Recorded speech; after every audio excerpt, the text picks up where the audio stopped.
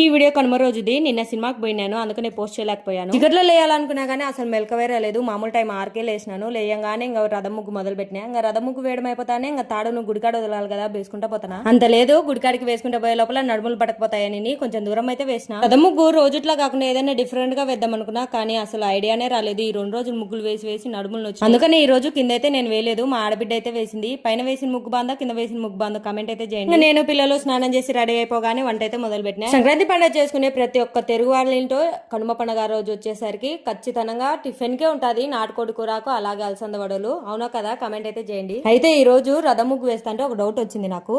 మన ఇంట్లో వేసిన రథం ముగ్గు తాడుని తీసుకువెళ్లి వేరే వాళ్ళ ముగ్గులో కలపాలి అంటారు.